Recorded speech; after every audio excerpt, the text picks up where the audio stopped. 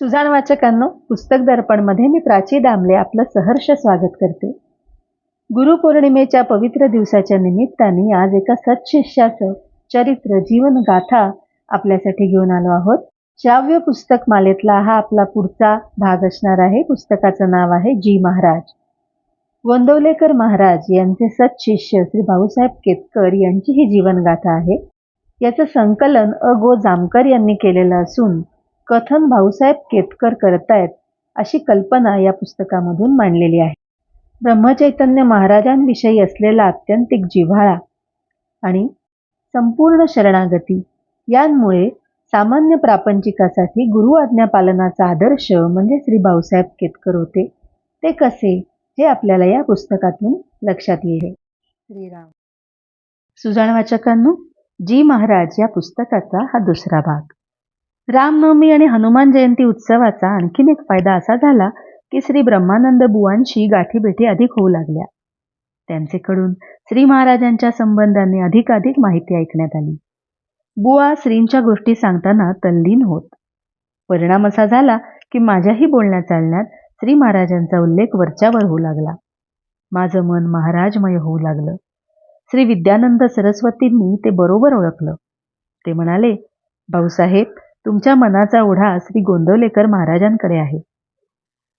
श्री महाराजांच्या वरील भेटीनंतर 2-3 वर्षातच मी निवृत्त होणार होतो. नंतर काय करायचं, कुठे जायचं हे निश्चित ठरत नव्हतं. आणि भाऊसाहेब, तुम्ही इकडे कुठे या प्रश्नाचा गर्भित उत्तरार्ध म्हणजे तुम्ही तिकडे चला असा नकळत का होईना पण लावला गेला. ठिकाणी तळटिपेमध्ये असं म्हटलंय की भाऊसाहेबांचं पत्र येते 10 एप्रिल 1904 रोजी लिहिलेलं. मी रजा आणि पेन्शन घेतल्यावर काय करावं, कुठे राहावं वगैरे हाच प्रश्न वरचेवर मनापुढे येत असतो. रजा घेऊन गोंदवल्यास यावं असं श्री समर्थांकडून लिहून आलं आहे. वास्तविकतः कालवणला आमचं घर होतं, शेती होती. तिथे माझा नारायण हा लहान भाऊ त्याचे कुटुंबासह राहत होता. त्याला 4 मुली आणि 1 मुलगा. त्याची परिस्थिती बेताचीच होती, पण नारायणला कमी पडू देणार नाही हा शब्द मी वडिलांना दिला होता. त्यामुळे निवृत्तीनंतर त्याच्याकडे जाणं म्हणजे अडचणीत भर घालणंच होतं. तसं पाहिलं तर पुण्यालाही स्थायिक होता आलं असतं, कारण पेन्शन होती, ओळखी होत्या. शिवाय माझी सासूरवाडी म्हणजे पुण्याचे सुप्रसिद्ध सार्वजनिक काका म्हणजे श्री गणेश वासुदेव जोशी. निवृत्तीनंतर कुठे नाही तर गदगही काही वाईट नव्हतं.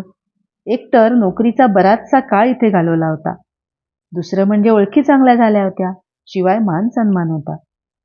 अशा प्रकारे शक्याशक्यतेचा विचार सुरू असताना आमच्याकडे बेलापूरचे श्री विद्यानंद सरस्वती यांचा 5-6 दिवस मुक्काम होता. राजयोगी होते ते. त्यांचं आम्हा सर्वांवर फार प्रेम होतं. त्यांना माझ्या मनस्थितीची कल्पना आली असावी, कारण ते म्हणतात कसे, भाऊसाहेब, तुमच्या मनाचा ओढा गोंदवलेकर महाराजांकडे आहे. मी ठामपणे म्हणालो, होय आहे. झालं. श्री महाराजांकडे जाण्याचा विचार पक्का झाला. हळूहळू आवराआवरीच सुरुवात झाली.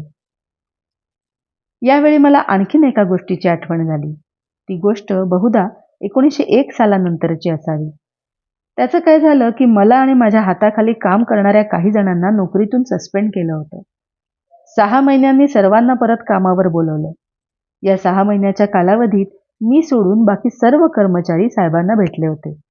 मी काही भेटीला गेलो नाही. एके दिवशी आमचे साहेबच मला म्हणाले, सर्वजण भेटले, आपण आला नाहीत. तेव्हा मी त्यांना म्हणालो की मी वावगं काही केलंच नव्हतं, मग कशाला यायचं. कारण मला श्री महाराजांच्या सामर्थ्याची कल्पना आली होती. श्री महाराज वाटेल ते करू शकतात असा माझा ठाम विश्वास होता. मला वाटतं ते 1903 साल असावं. ची अण्णा, अरे हो, मी विसरलोच, माझ्या परिवारासंबंधी सांगायचं राहिलं.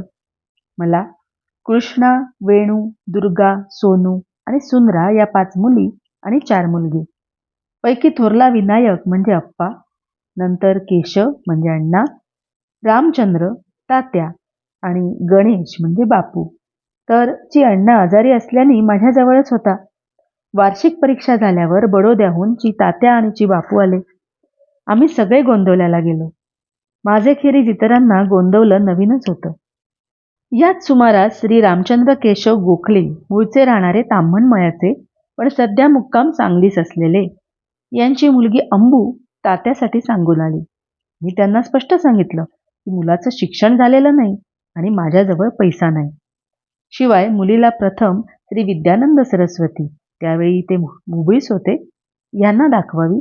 त्यांनी पसंत केल्यावर गोंदवल्यास श्री महाराजांना दाखवावी.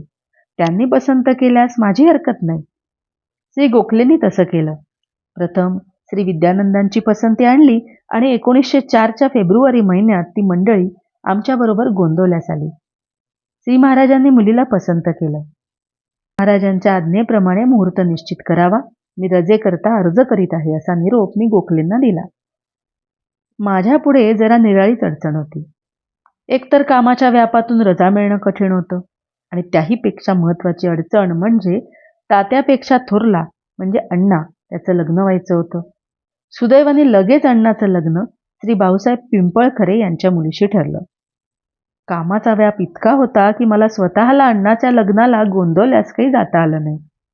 माझे मित्र श्री भैयासाहेब मोडक यांनी देवक ठेवलं आणि श्रींच्या आज्ञेप्रमाणे इतर सर्व पार पडलं. तात्याच्या लग्नासाठी कामाच्या व्यापातून मोठी धावपळ करत अगदी वेळेवर गोंदवल्याला आलो. अण्णांनी तोपर्यंत देवक ठेवलंही होतं. तात्याचा लग्न प्रसंग हा माझ्या दृष्टीने 3 बाबतीत महत्वाचा ठरला. एक म्हणजे श्री गोखले यांची सज्जनता दिसून आली, ते दिलेल्या शब्दास धरून राहिले. दुसरं म्हणजे श्री महाराजांच्या कर्तुम अकर्तुम अन्यथा कर्तुम शक्तीचं प्रत्यंतर पाहायला मिळालं. आणि तिसरं, श्री महाराजांनी माझ्या निष्ठेची कसोटी पाहिली. तात्याचा लग्न प्रसंग तसा मोठा नाट्यमय होता. आपण कल्पना करा की लग्न माझ्या मुलाचं. मी एकामागून एक सबबी दाखवू लागलो की मुलाचं शिक्षण झालं नाही, मुलाला नोकरी नाही, माझ्याजवळ पैसा नाही, मुलगी प्रथम विद्यानंद सरस्वतींना दाखवावी, त्यांच्या पसंतीनंतर श्री महाराजांना दाखवावी, त्यांनी होकार दिला तरच लग्न होईल आणि तेही गोंदवल्यास होईल. बरं, देण्याघेण्या संबंधांनी शेवटपर्यंत काहीच ठरलं नव्हतं. श्री गोखलेंनी वरीलप्रमाणे सर्व केलं आणि वेळ अशी आली की माझ्याशिवाय दोन्ही बाजूची वराडी मंडळी गोंदवल्याला जमली. देवक देखील ठेवलं गेलं. उद्यावर लग्न आणि मी धावपळ करत घाम पुसत दुपारी गोंदवल्याला येऊन पोचलो. श्री महाराजांचं दर्शन घेतलं. नंतर श्री गोखलेंशी देण्याघेण्यासंबंधी बोलणी निघाली आणि लग्न मूर्त की काय असं वाटण्यापर्यंत पायी आली. शेवटी श्री महाराजांनी मध्यस्थी केली आणि तडजोड घडवून आणली. पण खरा नाट्यमय प्रसंग तर पुढेच होता. बुधवार दिनांक 9 मार्च 1904चा आम्हा दोन्हीकडील वराडी मंडळींसाठी अविस्मरणीय ठरणारा तो दिवस. लग्नाचा गोरज मुहूर्त होता.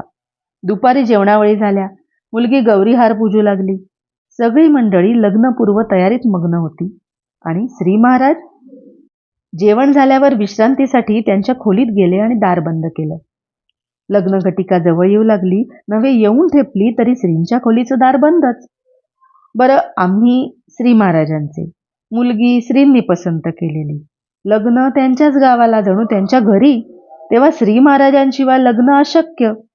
जोपर्यंत श्री महाराज उठत नाहीत तोपर्यंत मी स्वस्थ शांत, म्हणून आमच्याकडची मंडळी बाह्यतः स्वस्थ.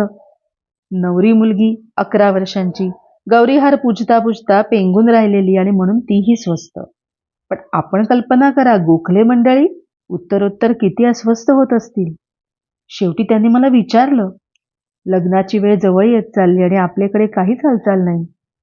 मी म्हणालो की इथली पद्धत अशी आहे की श्री महाराज झोपलेले असताना आपणहून उठतील तेव्हा उठतील, त्यांना कोणीच उठवू शकत नाही. माझा नाईलाज आहे. आपणास पसंत नसेल तर आपणास योग्य दिसेल तसं करावं, मला त्याचं वाईट वाटणार नाही. परंतु श्री महाराज उठल्याशिवाय मी लग्न लावणार नाही. हे इथे लिहायला सोपं आहे, पण त्यावेळी श्री गोखलेंची मनस्थिती कशी असेल याचा विचारच केलेला बरा. गोखल्यांना संस्थांचे राजे असलेले महाराज तेवढे माहीत, कारण ते सांगलीचे. पण गोंदवला या खेड्यात राहणारे, लंगोटी घातलेले, रामनाम वाटणारे असे श्री महाराज औरच वाटले. पण गोखले मंडळी खरोखरच सज्जन. आम्हाबरोबर शेवटी ते देखील स्वस्थ झाले. खरे व्याही शोभले. आणि गोरज मुहूर्त टळल्यावर कडी उघडून खोलीतून श्री महाराज म्हणजे रसरसलेलं चैतन्यच बाहेर आलं आणि जणू काही आपल्याला त्यातील काहीच माहीत नाही अशा आविर्भावाने मला म्हणाले, भाऊसाहेब, हे काय? आज आपल्या घरी लग्न आहे ना? तुम्ही मला उठवलं नाही? बरं असो, आता तरी झटपट आटपा. असं म्हणून त्यांनीच गडबड केली. सीमांत पूजन, वांगनिश्चय करून लग्नाकरता ठरवलेली सरकारी जागा बदलून श्रीरामाच्या समोर रात्री 11च्या सुमाराला लग्न लागलं. श्री गोखले यांच्याकडच्या एका ज्योतिषांनी ज्यावेळी लग्न लागलं ती अमृत वेळ होती आणि सर्वांग सुंदर मुहूर्त होता असा निर्वाळा दिला. धन्य ते श्री महाराज, धन्य त्यांची प्रेम लावून वेडं करण्याची तरा. त्यांना सोडून कुठे जावं अशी प्रवृत्ती कधीच होणार नाही अशी त्यांची आपलेपणाची वागणूक. आता हेच पहा ना, रात्री 11:30 वाजता वरात सजवलेल्या बत्ताशा घोड्यावरून निघाली आणि श्रींनी तात्याचं काय कौतुक केलं. अहो, घोड्याचा लगाम श्री महाराजांनी स्वतः धरला. नंतर रात्री बऱ्याच वेळाने आम्ही सगळे श्री महाराजांच्या खोलीत त्यांच्या दर्शनाला गेलो. दाटीवाटीने उभे होतो तेव्हा श्री म्हणाले, भाऊसाहेब, तुम्ही इथे आलात फार चांगलं झालं. तुम्ही मुलाबाळांची काळजी करू नका, ती माझी आहेत. माझी हा शब्द इतका आपुलकीपूर्ण होता की मला एकदम गहिवरून आलं. मी पटकन त्यांच्या पाया पडलो. पायावर डोकं ठेवलं. नंतर डोकं तेवढं उचललं, पण काळजीचं गाठोडं त्यांच्या पायावरच अर्पण केलं. श्रींनी इतक्या आपुलकीने सांगितल्यावर मुलाबाळांची अजिबात काळजी करायची नाही असं मी मनोमन ठरवलं. वास्तविकतः मला शिक्षणाची आवड होती आणि तशी सर्वच बाबतीत अनुकूलता असल्यामुळे मुलांनी पुढे शिकावं असं मला वाटे. पण एकही मुलगा मॅट्रिक देखील झाला नाही. पण श्रींनी ती माझी आहेत असं म्हटल्यावर मी माझ्या मनातून मुलांच्या शिक्षणाचा विचार काढून टाकला आणि त्याची खंत बाळगली नाही. श्रीराम. वाचकांनो, तुमचं प्रोत्साहनच असंच काम करत राहण्याची आम्हाला शक्ती देईल. त्यामुळे शेअर, लाईक, सबस्क्राईबचं टॉनिक तुम्ही आम्हाला जरूर द्याल अशी खात्री आहे.